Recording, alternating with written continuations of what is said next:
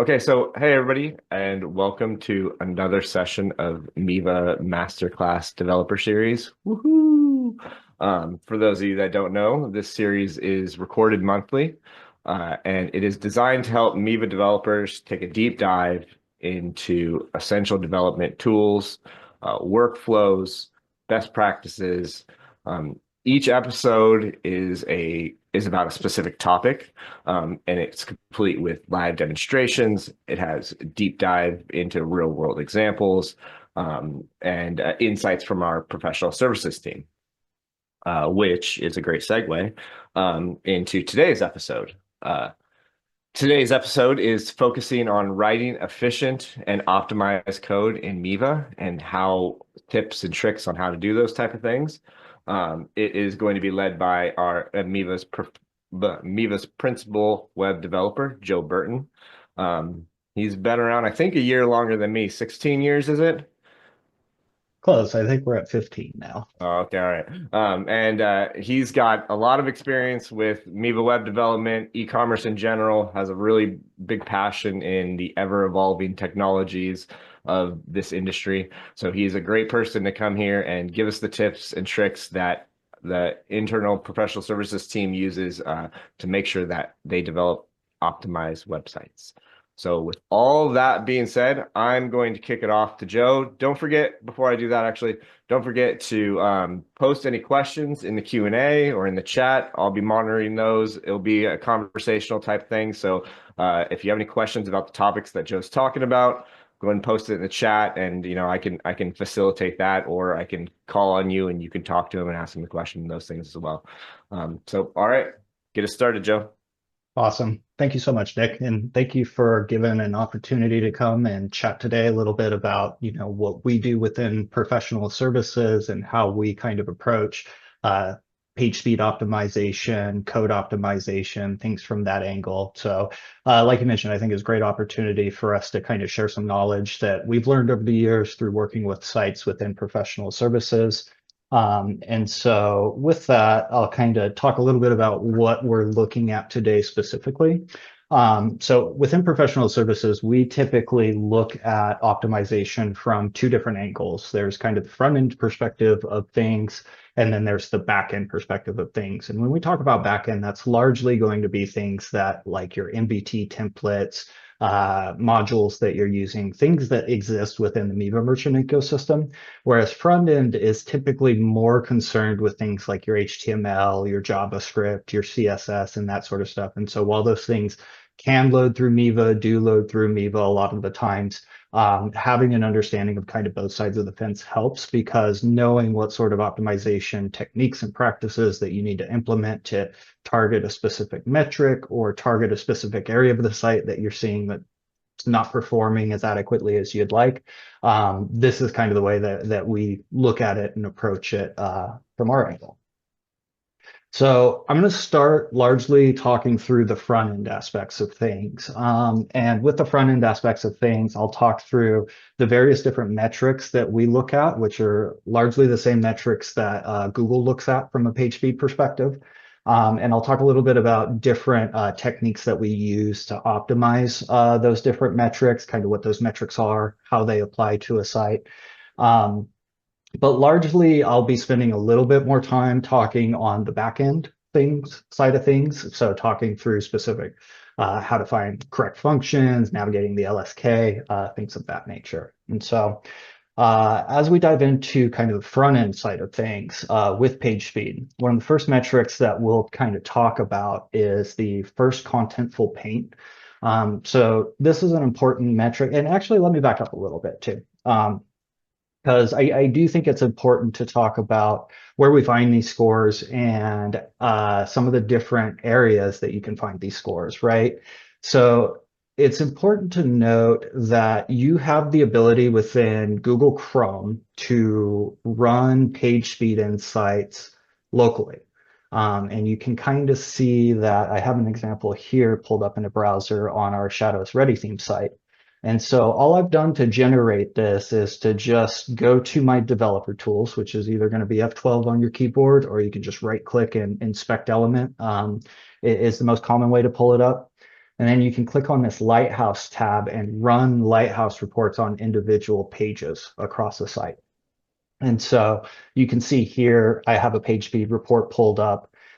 You can see those same metrics that we were just kind of getting into a little bit of First Contentful Paint, largest Contentful Paint, total blocking time, cumulative layout shift, and the speed index. But it's also important to note that this isn't the only place that you can run these scores. And typically what we find within professional services is a lot of times when we're speaking specifically with clients about page speed, they're using the pagespeed.web.dev tool, which again is running Lighthouse scores. And so it's the same type of report that it's running. It's judging the same metrics, everything like that. But what you will notice is you encounter different scores between those two. And really, the important thing to note with that is just that a lot of times when you're running it on the pagespeed.web.dev, you're getting an emulated version of those page speed scores versus a lot of times when you're running it locally, it's running it based on your hardware that you're running on your local machine. It's usually you're not set to throttle your network, anything like that. And so a lot of times what we find is when we run these page speed scores locally within Google Chrome, you're seeing the best case scenario of best hardware, best network, everything like that. Versus when you compare that to what you see against pagespeed.web.dev, you can see here that we're looking at an emulated phone on a throttled network connection using 4G, essentially. And so just that emulation difference is going to affect overall scores that you see within these reports. And so the way that we kind of approach that and deal with that a little bit is the browser tool is effective when you're using it to diagnose things as you're developing. I would typically recommend, like, as we're developing features, we go in and we'll run page speed scores on major changes to a site, for example. So really looking to see, does this change dramatically affect page speed scores? Like, your local browser tool will show you that if there's any drastic differences in those. Versus if we're more in an engagement with a client on page speed optimization and we're kind of talking about the scores between us and between the client, a lot of times using this tool on pagespeed.web.dev is a better way to kind of align the conversation so that you're both looking at the same scores, you're both using the same utility to talk about them and those sort of things. But from the dev side, important to note the difference, important to note that you have both of those available to you. Also important to note that these aren't the only tools that exist for monitoring page speed. It just so happens that these are the ones that we tend to use the most within professional services, but there's other ones out there, like GT Metrics is one, for example. I think Pingdom has some page speed analyzation tools and things like that. But a lot of times when we're in our engagements around page speed, these are the scores that we're finding matter and also ultimately affect the way that Google views your site and page speed ranking and SEO ranking and those types of things. And so did want to call. I think a really good thing to pull out from what Joe was saying about that is that is the developer portion of that too. Like it's really important before you develop a feature to take a a screenshot of your light speed score, and then as you develop, make sure you can emulate that when you're done with it as well. And it's a really good testing tool just to kind of focus on those type of things. So go ahead, Joe. Yeah, no, that's a great point. We look to do page speed scores as often as possible, typically. So and that can mean a number of different things, right? So like I mentioned, major important features that you build on a site, critical changes that you're making to either a storefront page, product page, things like that. Never hurts, like Nick was mentioning, to get a before and after of that page from a page speed perspective to make sure that any code that you're implementing across the site isn't negatively impacting your page speed in a significant way. Also, a good caveat to mention that it's worth scheduling out page speed specific review and auditing times as well. So a good example that we have internally at Miva is this is something that ProPerform looks at as well. So with our ProPerform product, we're looking at these page speed metrics, looking for optimization opportunities as part of that review. And so what we look with ProPerform, right, is that is on a schedule where we can either do that every 90 days, we can do it twice a year, once a year, but finding some frequency to audit your page speed scores across your project or across a specific site that you're responsible for, and ensuring that those scores don't decline over time, and looking for optimization opportunities is always a good strategy to have. Awesome. So yeah, just to spend a little bit of time talking about some of these specific metrics, we won't spend a terrible amount of time on these. It is worth noting that there is a bunch of articles out there from web.dev that go into very minute detail about all of these different metrics. So you can see I have the one pulled up here for LCP. But basically, these are going to be posts and documentation that go very in depth about how these scores are measured, what the metrics they're looking at are, what common mitigation efforts are, things of that nature, ultimately. And so while the slides that I have here will be kind of a slight representation of those, I would point you towards those articles to spend some time with, get familiar with, because a lot of good, useful information within them. But for our purposes, what we kind of look at within professional services is, right, so FCP, First Contentful Paint, this is largely a metric that's looking at how fast does the very first element within the website load. And ideal FCPs are around 1.8 seconds or faster, ideally faster, right? But these are critical for user perception of speed, right? So when a user lands on a site, seeing that very first element and how quickly they see that is going to give some indication of how quickly the rest of the site is going to load. And so a lot of times with this, what we're finding is the very first element typically on a page isn't anything heavy or big. A lot of times it's either like a text banner or potentially the logo for the site, things within the global header that you would run into.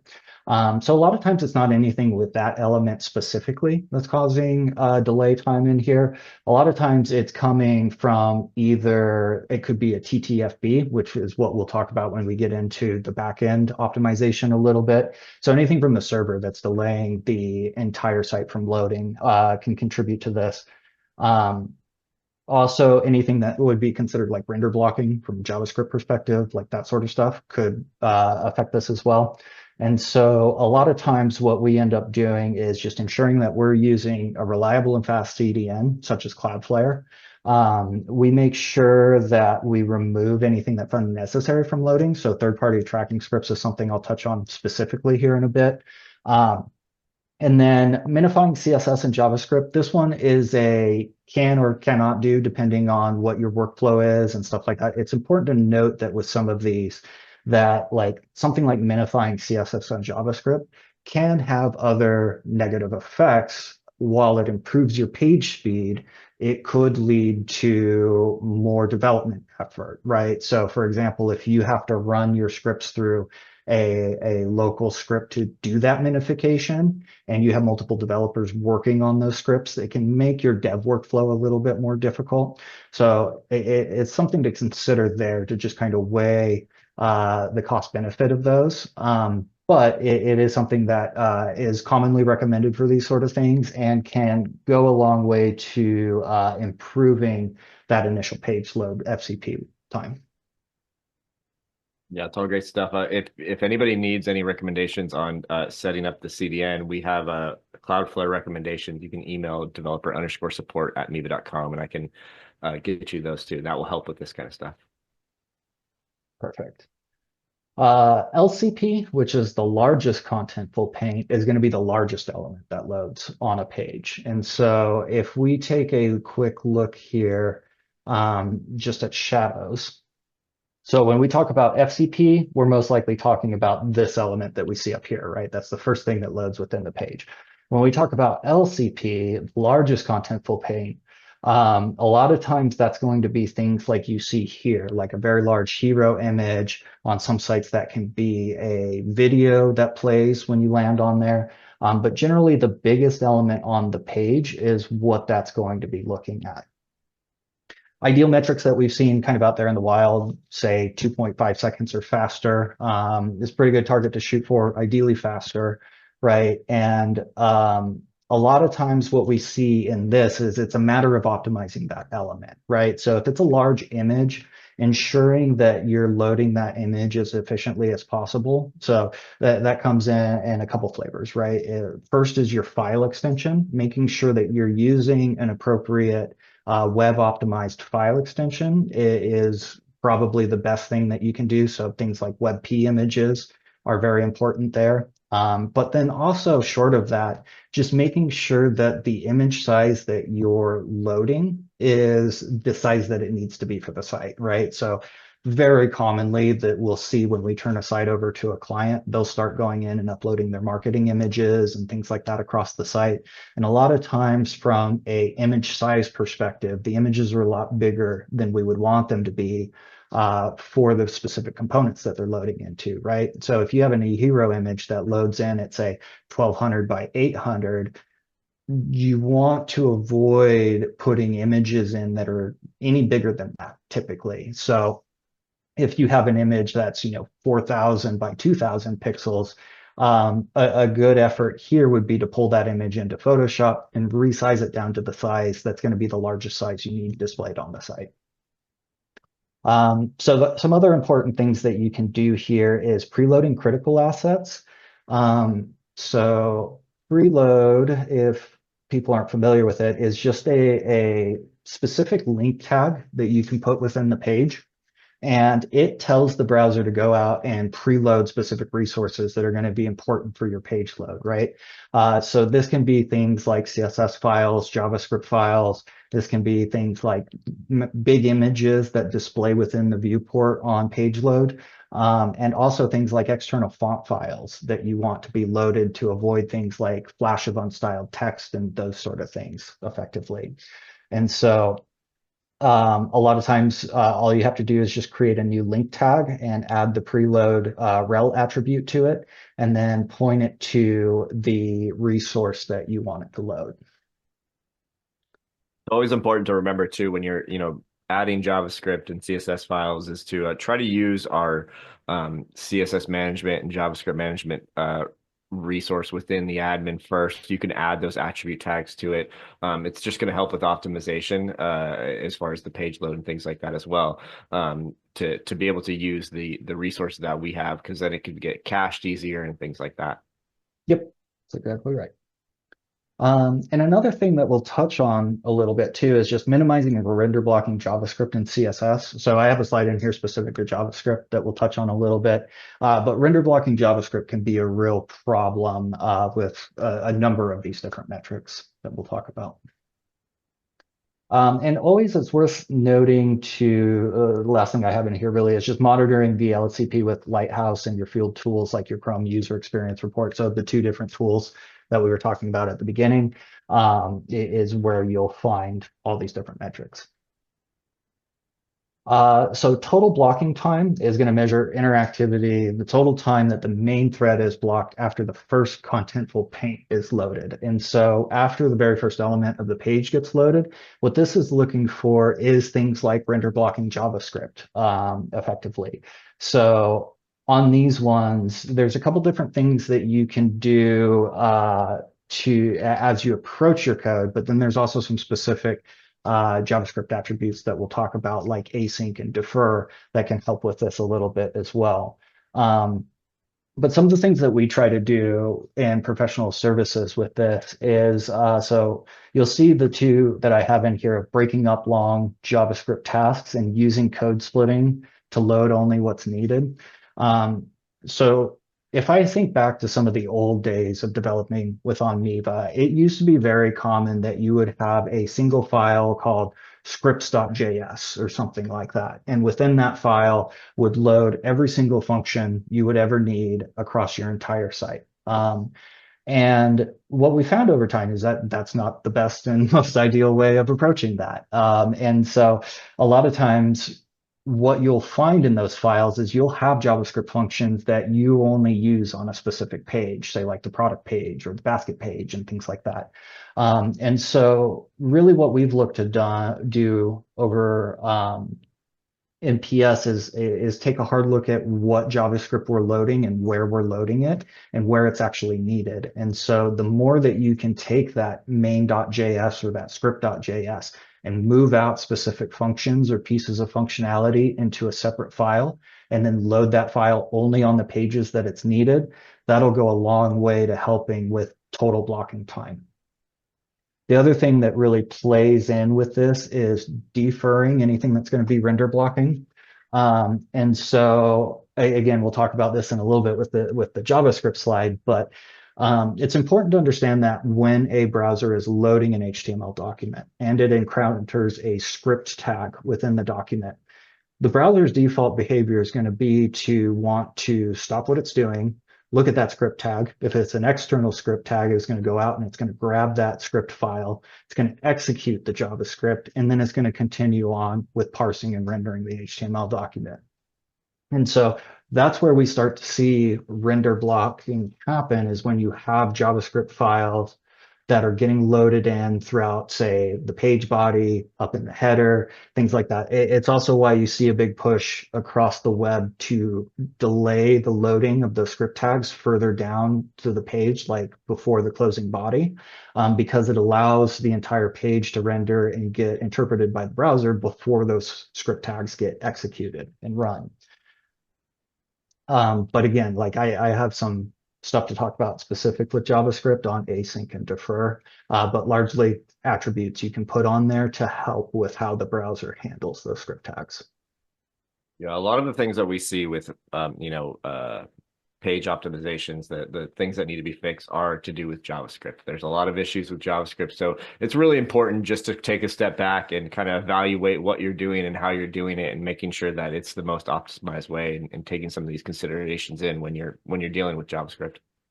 Yep, that's exactly right. So content layout shift is slightly different than the other one. So a lot of what we've talked about so far is like how quickly something loads. What content layout shift looks for is how does the page behave as the page loads. So this becomes important, and I'm sure that you've seen this on sites as you've been browsing through, where you go to the site, page is loading. I especially see this with like news articles and things like that load ads within the article. You'll be reading the text, and as the ads load in, what you're reading just shifts down the page immediately.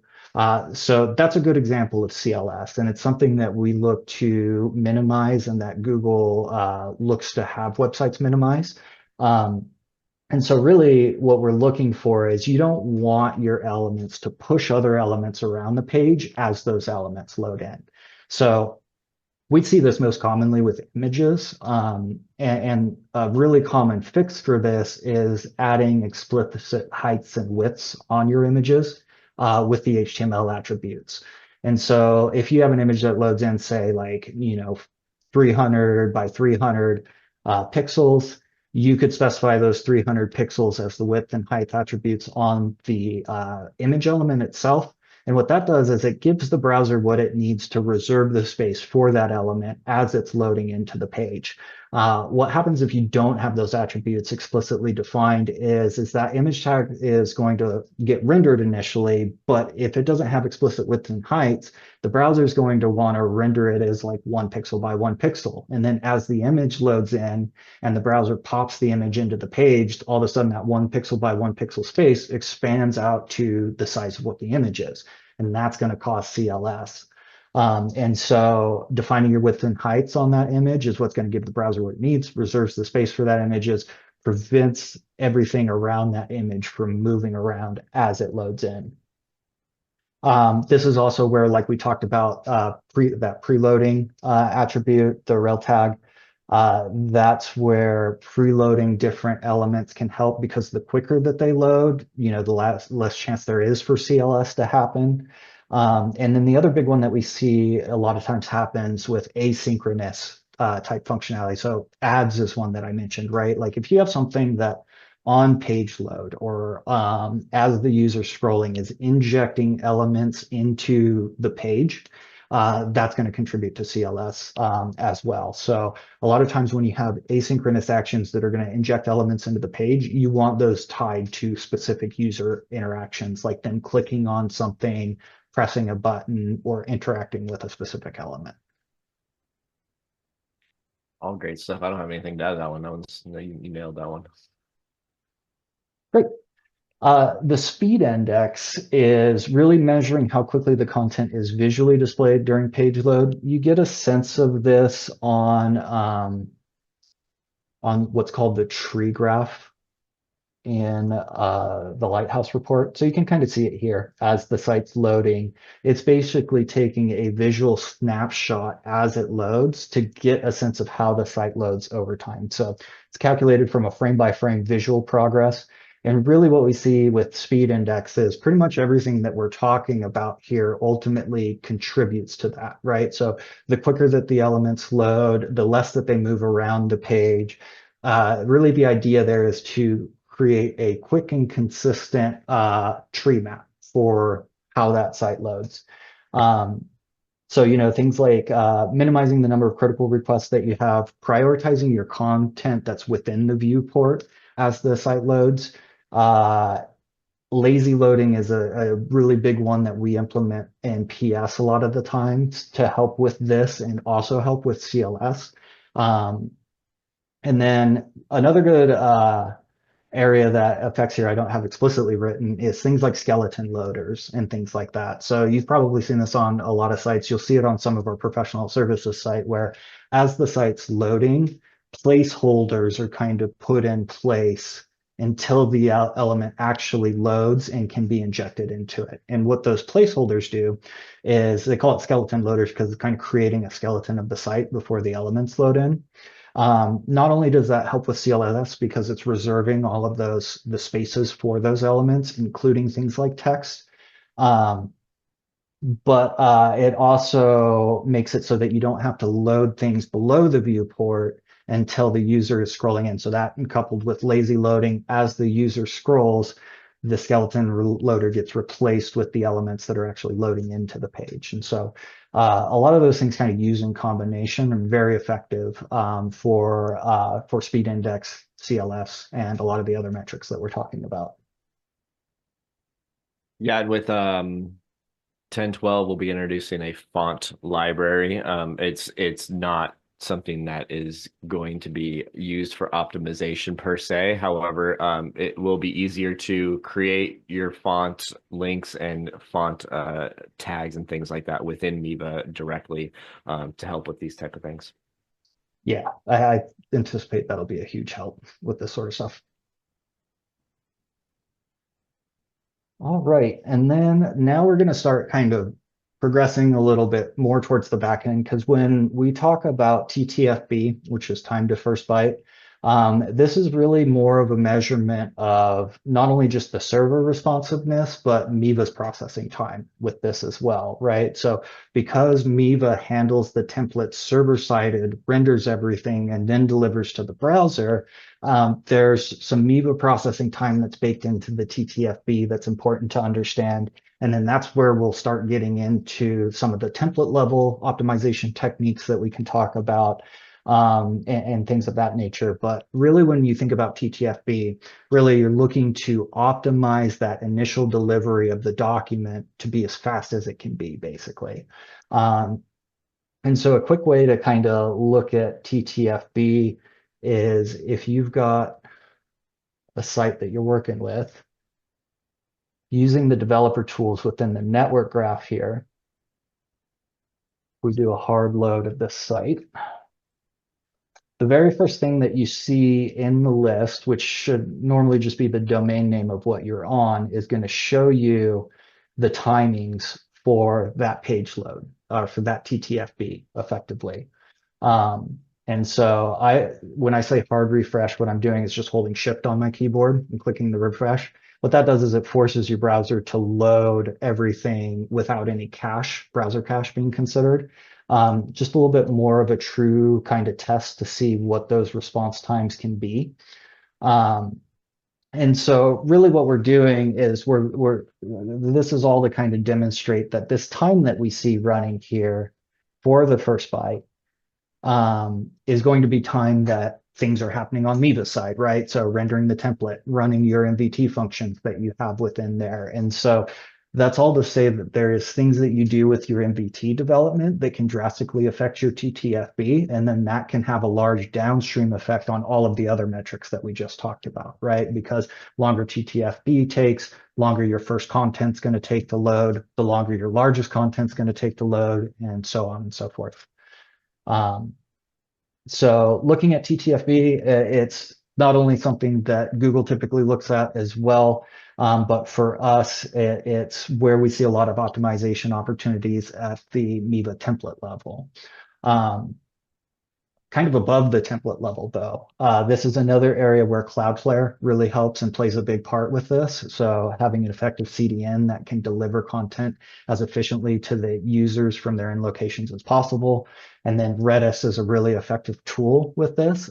So relying on an effective caching mechanism to cache pages and deliver cache pages where available is going to go a long way to reducing a lot of overhead on the Miva side and improve overall TTFB times for the end users.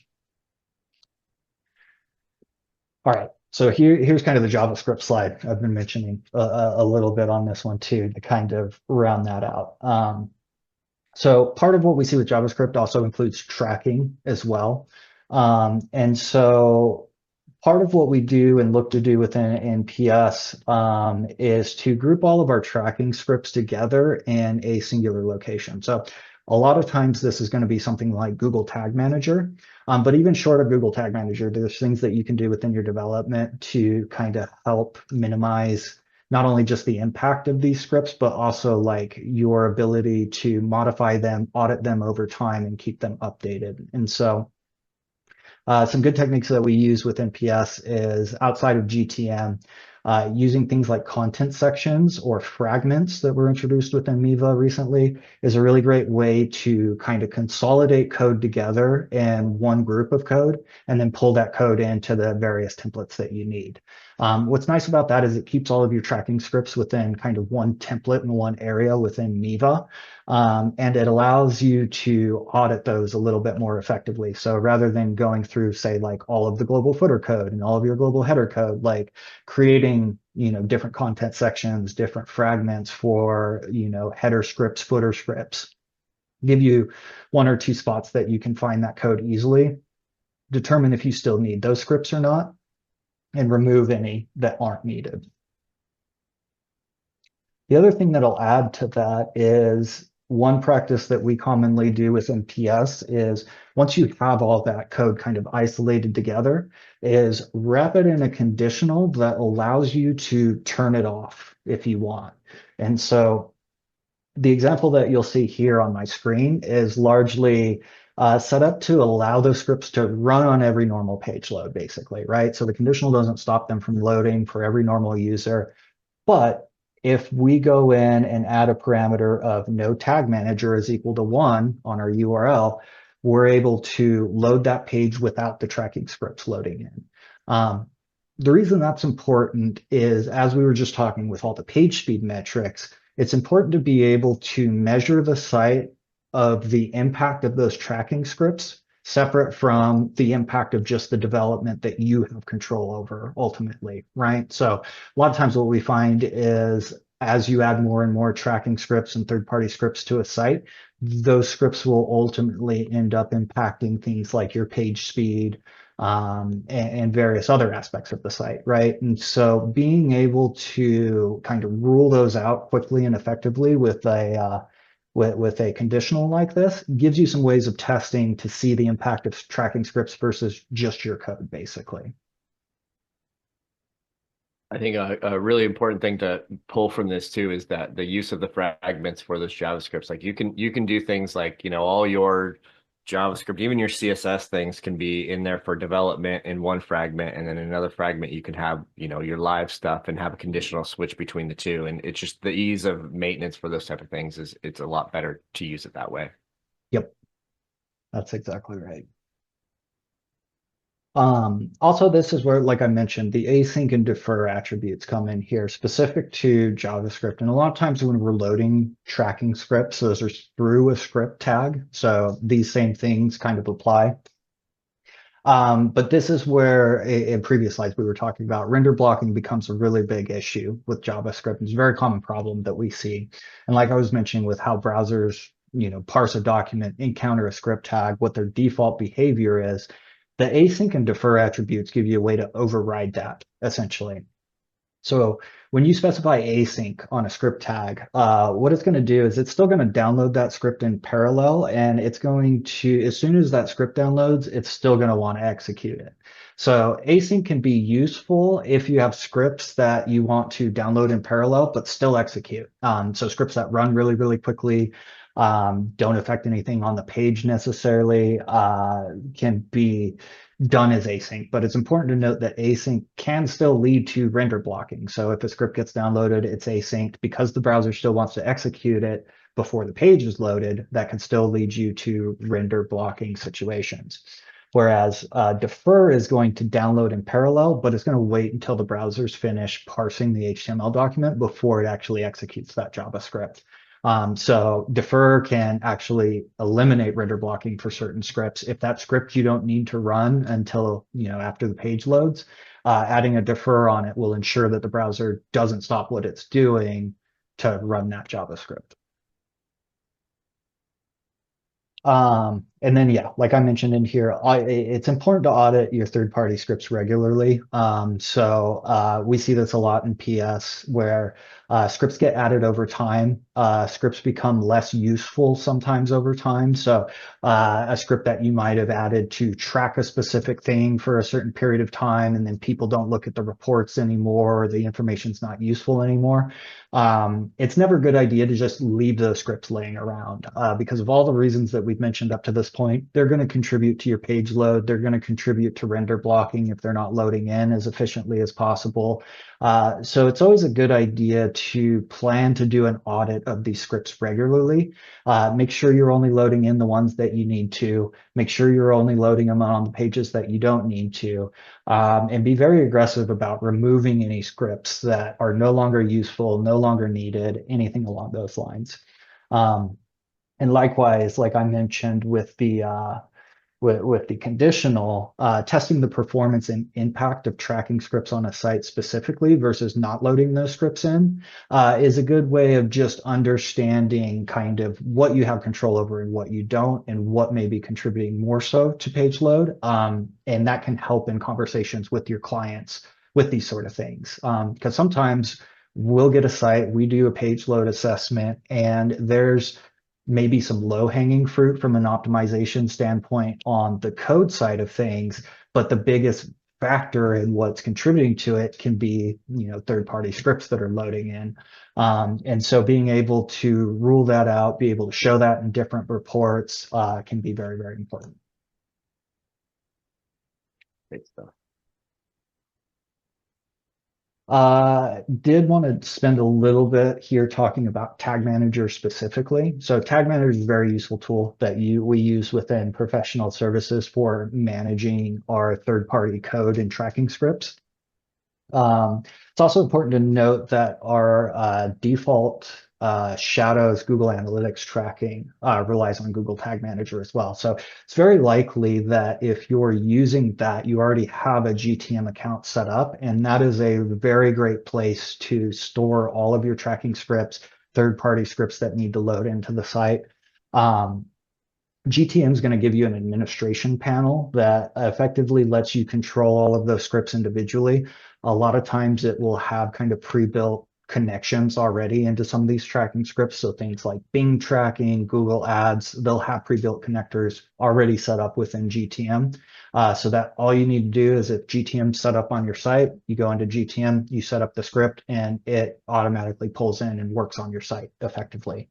So GTM is very great. It helps improve deployment speed of things. It takes a lot of the code aspect of dealing with these scripts out of it. So marketing teams can effectively manage their own scripts. the auditing and the removal of those scripts can be something that gets more of client responsibility or client participation in versus it just solely being a development thing.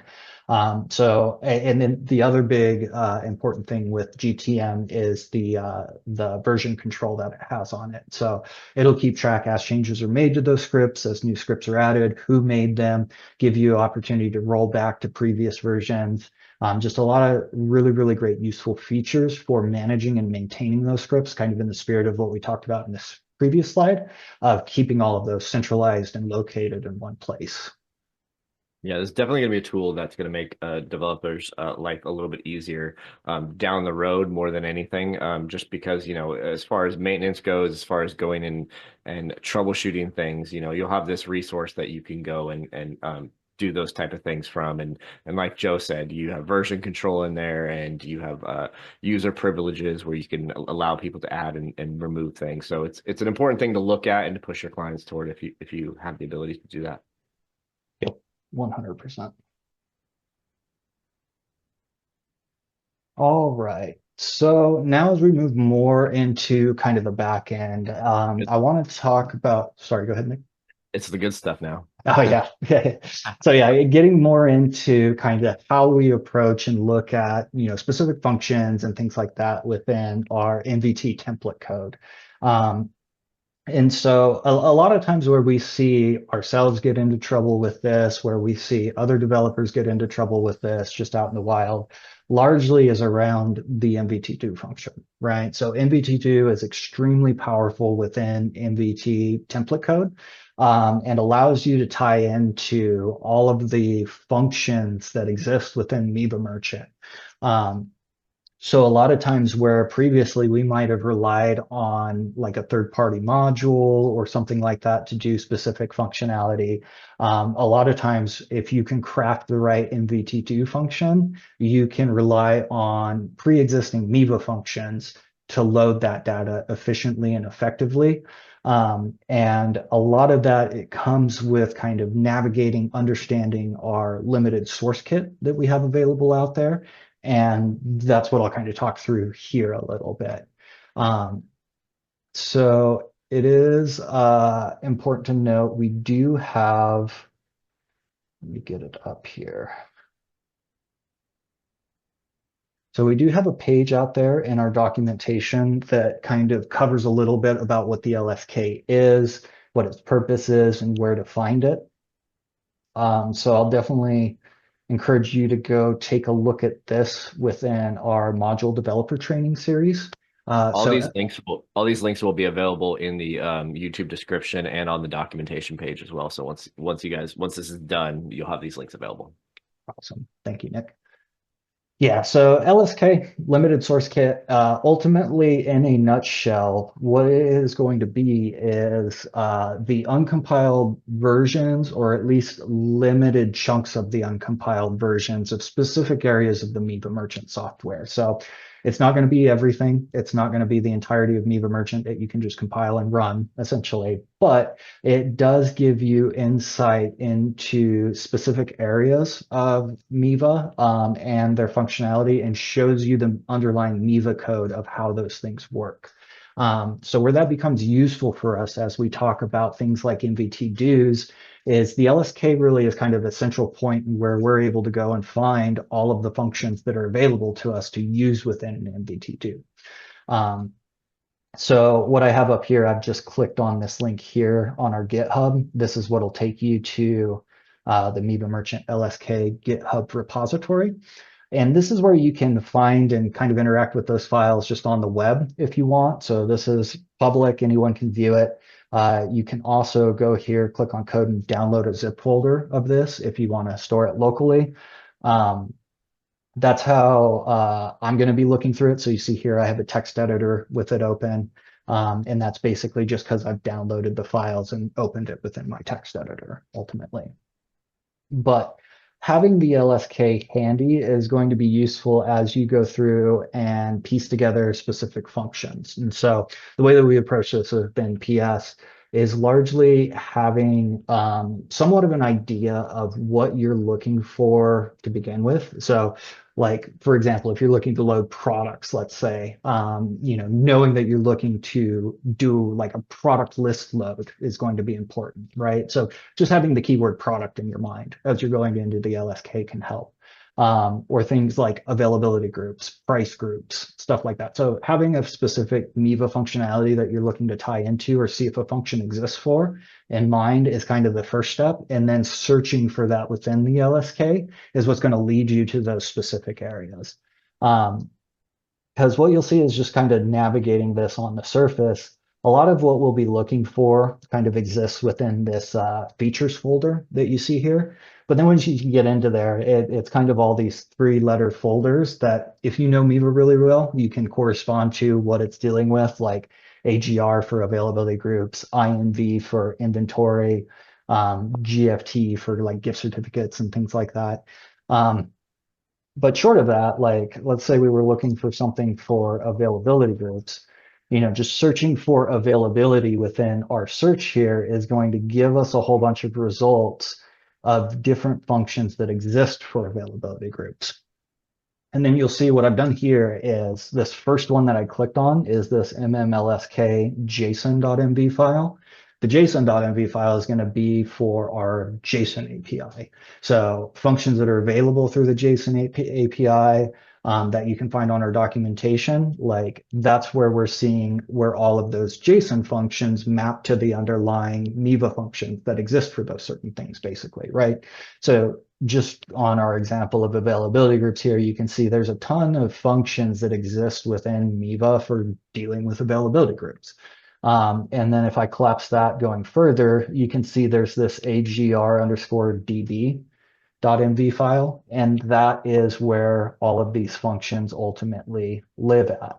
And so clicking into here, you can see this is an MV function being defined for availability group read, availability group insert, update, delete. So pretty much all of the functions that Miva has available to it to interact with availability groups, you technically also have available to you to interact with availability groups through your mvto function at the template level.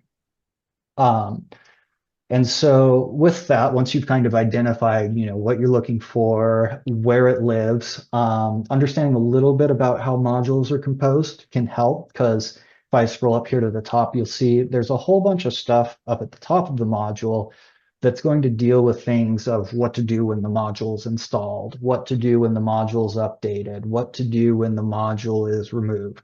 And a lot of things that create like the initial database tables for the module, set initial values for the module. All that stuff typically lives at the top of the document. And as you scroll through, you'll find functions that are more specific to the functionality of the module that you're looking to interact with.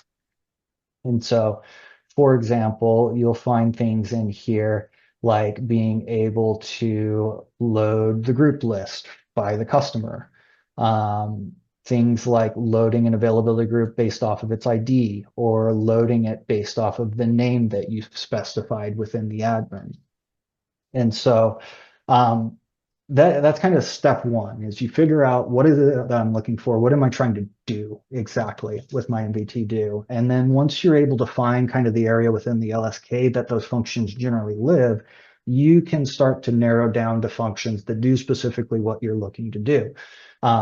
And then from there, there's a couple different things to pay attention to. The first is going to be the parameters that you see listed here. That's going to be important because you're going to need to kind of create those same parameters within your mvto function when you run it.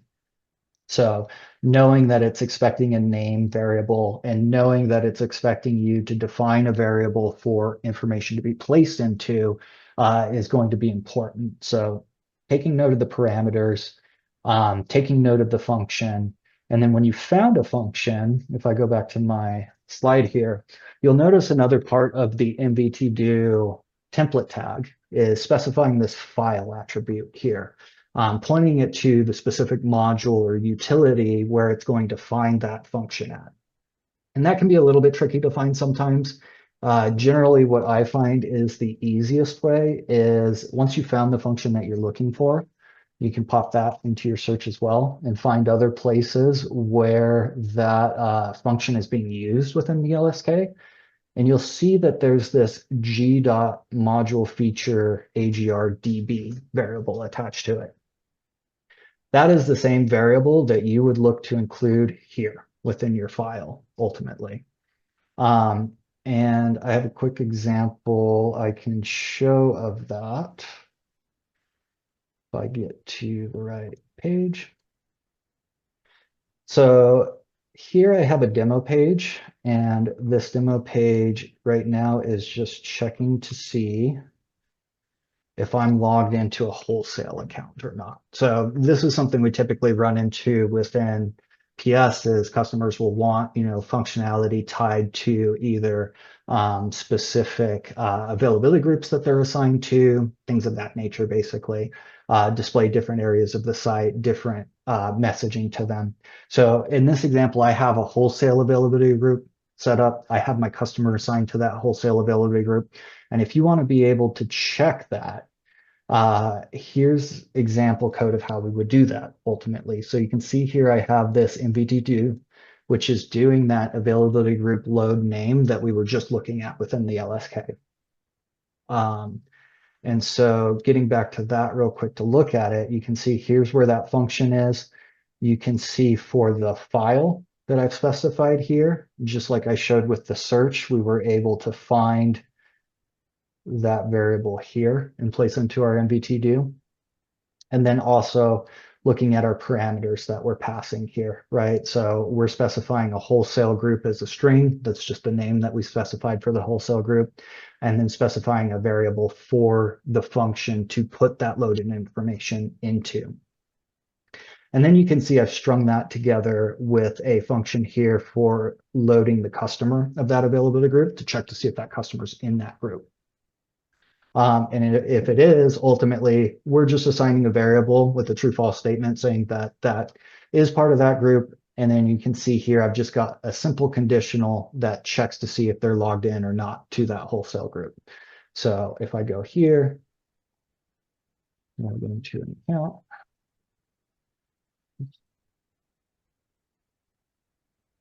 You can see that our messaging is affected based off of the account that I'm signed into because we're checking based on those functions that we looked at, load the wholesale price group. Is this customer part of the wholesale price group? Yes or no, effectively. We've got about 5 minutes left, but I know we have some more stuff to go over. I think one important thing that I want to talk about, Joe was going to go over some DAG tool stuff, but I think we're going to save that because the next Miva Masterclass is going to be all about the DAG tool. I think one thing I want him to point out here is the product load cached, and then we'll go ahead and go some quick questions if we can. So go ahead, Joe. Yep, happy to do so. So yeah, the last one that I was going to throw in here was just noting the fact that a lot of places where you might load data within Miva, there exists cached versions of those functions. So product load code is one of those. So just here, kind of looking through LSK again, you can, kind of look for product load code within there and get a sense of where those exist. But also like going through that, you'll a lot of times run into cases where you encountered a cached version of that function. So you can see here, I've got an mvd_do that I've just updated with the _ cached to put the cached version of that function within there. So actually, before I do that, here's kind of the demo page we were just looking at. This is that loaded product from that function ultimately. And so let me make sure that this is updated. So we're just doing the product load code. And where this becomes important, like when we were looking at TTFB earlier, we want to hit this demo page and kind of take note of what our load timing is within that. Because a lot of times what you'll find is updating this to use the cached version of the function will save you cumulative milliseconds. Of course, the first one I'm doing is going to show that it's slower. But ultimately, when there is cached information available within the software, it's going to load that cached version of the data. That cached version, when it's available, is a lot quicker for Miva to load than the non-cached version of those functions. And so a common optimization technique that we end up doing a lot of the time is going through finding specific MVT dos that are loading functions and seeing if there's cached versions of those functions to be able to run. Yep. And if you're having trouble finding functions, an easy technique that I like to do too is like, Miva's actually doing those functions. So if you go in the admin and perform that task, like go add a customer to an availability group, inspect element and go look in your network settings, and you'll be able to see what functions are running when that action actually hits in Miva. And that's going to really point you in the right direction of where to find these things.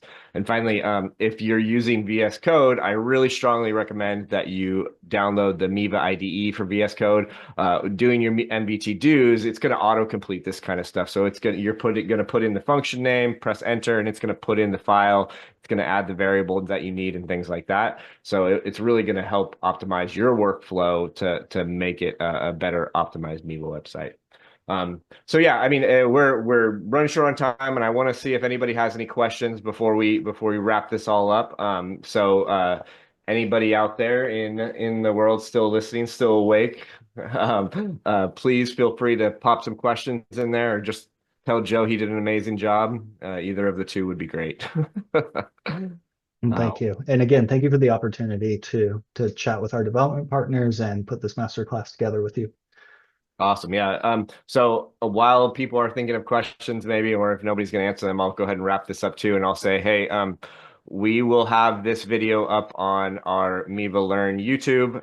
We will also have it on our docs.miva.com/developers Miva Masterclass series page. And I'll post it in the Slack channel for everyone to get access to that. It's really valuable information to look back on. So I hope everyone enjoy. Let's see. Can you elaborate on viewing the server-side function monitoring in DevTools? Can you open up your store real quick for me, Joe? And go and just simply just add a product, click the add product, and we'll inspect element and we'll look at the dev tool so we can see what the functions are. He's asking how you can see what functions are running in Miva when you're doing something. So can you go into your admin? Yep. And then go to like add a product, go to the catalog. And then actually just go into any product. Go into any product that has pictures. All right, and then inspect element right now. All right, and then go ahead and click the images tab while you're in this product right now. Yeah, there you go. Just click it. Yeah. All right. So now go to the network settings, and you should be able to find like an image load function, or like a function that's loading all these images, right? Like if you click your XHR, filter through your XHRs. There you go. So here you've got your product image list load query. And if you go to your request over there on the right, these are all the things that are passing for this function to get, and then you get a response from it as well. And you click the response, the next tab next to it. And so it's going to give you everything that it was responded. So it's going to give you the image ID and all that kind of stuff. So this is how like you're going to be able to find that kind of stuff. What happens with the cache version if somebody who hits that page in a specific price group, like it is cache version? Yeah, like if you're loading the cache version of the product, then it's going to load that product data. So if they're in a price group or something like that, it's going to load that. So those are things that you just have to be careful of, right? Like you can make a check first to see if the customer's in the price group and then either run that function or run something else. But yeah, those are things you have to be aware of when you're running those cache functions. Great questions. All right, we are 1 minute over. I like it though. All great information. Thanks again, Joe. I really appreciate it. We'll see you guys next month, and I'll come out with the announcement of what the next one's going to be by Friday. See you guys later. Thank you. Thank you, everyone.